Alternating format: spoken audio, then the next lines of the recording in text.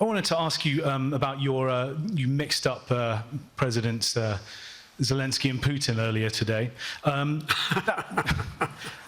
you now have sort of your key allies, including the British Prime Minister, the President of France, and the German Chancellor having to step in and make excuses for you on that. And officials here are saying off the record that your decline has become noticeable. Hasn't this now, frankly, become damaging for America's standing in the world?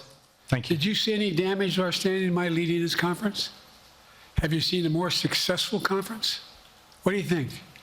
And the Putin piece, I was talking about Putin, and I said, and now, at the very end, I said, here, I mean, Putin, I said, no, I'm sorry, Zelensky. And then I added 5 other names. Look, guys, the idea anybody suggests that we haven't had an incredibly successful conference. How many times did you hear in that conference, I know it sounds too self-serving, but other leaders, heads of state, in thanking me, saying the reason we're together is because of Biden, because Biden did the following. Look, folks, this is, well, anyway, I thought it was the most successful conference I've attended in a long time, and find me a world leader who didn't think it was. Next one, Nancy Cordes, CBS. Thank you, Mr. President. You mentioned other instances in history where presidents have faced a challenge, but what makes this moment in history so unique is that it is not your enemies who are calling on you to reconsider your decision to stay in the race. It's your friends, supporters, people who think you've done a great job over the past 4 years. Have you spent time thinking about what it would mean for your legacy, which you've worked decades to build, if you stay in the race, despite the concerns that voters say they have, and you lose to someone who you yourself have argued is unfit to return to the Oval Office? Well, look, I'm not in this for my legacy. I'm in this to complete the job I started. As you recall, understandably, many of you and many economists thought my initial initiatives that I put forward, can't do that, it's going to cause inflation, things are going to skyrocket, the debt's going to go up. What are you hearing now from mainstream economists? 16 economic Nobel laureates said I've done a hell of a job. That under my plans so far and what's going to happen in the future if I'm reelected, that things are going to get much better. Our economy is growing. I was determined when I got elected to stop the trickle-down economic theory, that if the wealthy did very well, everybody else would do well. My dad was a well-read, decent guy. I don't remember much trickling down on his kitchen table. Middle-class people and working-class people need help. And so what happened is I decided to implement, was able to implement as president, what I believed when I was a senator. And that is that the way to build this economy is from the middle out and the bottom up. That way we grow the economy.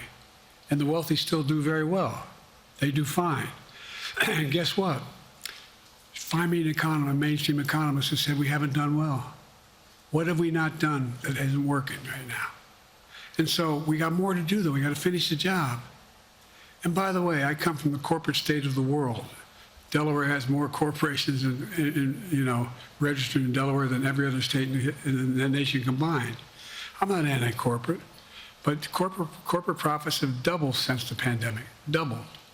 It's time things get back in order a little bit. It's time, for example, if I'm reelected, we're going to make sure that rents are kept at 5% increase of corporate rents for apartments and the like and homes are limited to 5%. We're going to make a lot of changes that I've been talking about because we're going to continue to grow this economy. And by the way, I know, remember how I got so roundly criticized for being so pro-union, not labor, union. Well, guess what? I've been the most pro-union labor president in history. Not a joke. And guess what? We had the Treasury Department do a study. When unions do better, everybody does better. Everybody does better. And we talk about how, for example, when I went, remember when we talked about getting the computer chip industry back in the United States? used to be 40% of the industry. We invented the chip. 40% of the industry was in the United States, and former presidents decided that the best way to do it is find the cheapest labor in the world, send the product over there, and import what the product was. And so what did I do? I was told not to go over to Europe, to Asia, including Europe, but Asia. And I remember going to South Korea, convincing them to invest $20 billion in the United States to build computer chip factories. And I asked why when they finally decided to do it. And the answer was because you have the safest economy in the world, and you have the best workers in the world. So the whole idea here is we've invested, there's over $50 billion in investment in computer chip manufacturing just coming into being. None of you thought that would happen. None of you thought that would happen. But it's happening. It's happening.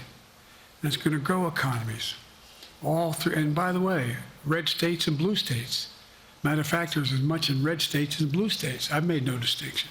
So my generic point is that the idea that we can't continue to build and grow the economy, make it fairer. And like I said, from my standpoint, when the middle class does well, that's when the whole economy grows.